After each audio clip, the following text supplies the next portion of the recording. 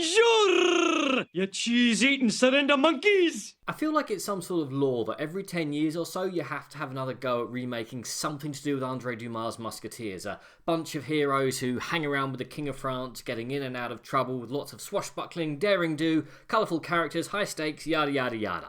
In my youth, that version was the unwatchable mess starring Leonardo DiCaprio. About a decade ago, we got the 3D mess starring James Corden, a bunch of flying ships, filming the whole thing in 3D, and yet, somehow, and I swear this is true, I once read an article where David filming Lynch declared it one of his films of the decade. Naturally, I can't find said article, but I swear on my script editor's life that I read it. Anyway, this decade's attempt is different on several levels from both of those unwatchable disasters. For a start, it's in French.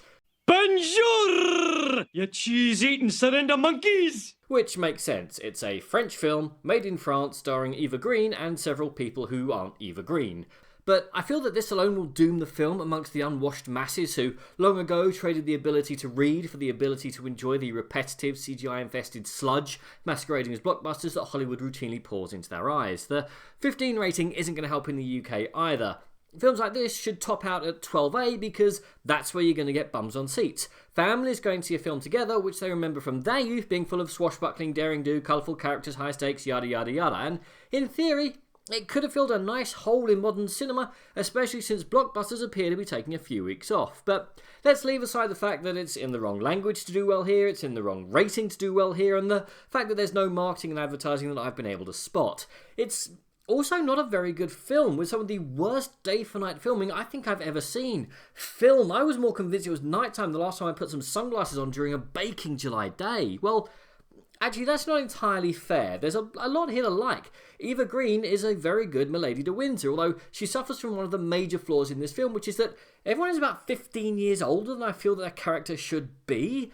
The rest of the cast is passable, but I felt that the Cardinal was miscast as not quite slimy and smarmy enough. Plus, well, the action sucked.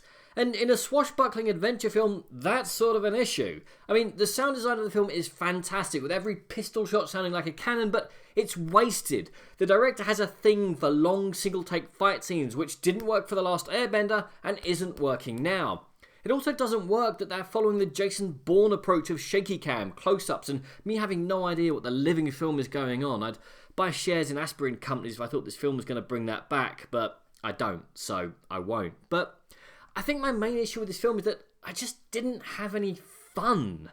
All the ingredients are there, the story and the characters stood the test of time, but this version is Musketeers Begin. I mean, is French cinema just a decade behind English cinema? Because I'm getting the vibe that this should have been released 10 to 15 years ago. It's dark, both in tone and visuals, gritty, serious, shaky cam filled, and it's also got the biggest hint that it's a part one since that Marvel movie where the single dad ended world hunger with his rock collection.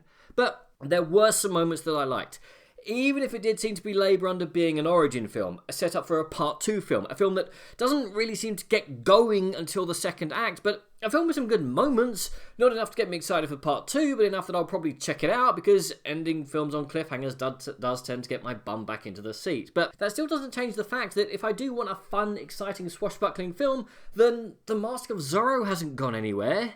Now, if you'll excuse me, I'm off to see if I can get my script guy to find out what David Lynch was talking about. So, if nothing else is on, check this film out. Otherwise, just don't bother. But what do you guys think, and what is your favourite swashbuckling, daring-do film? Comment below, let me know. I'm Daniel, it's been a dunking. If you enjoyed this video, please like, share, and subscribe.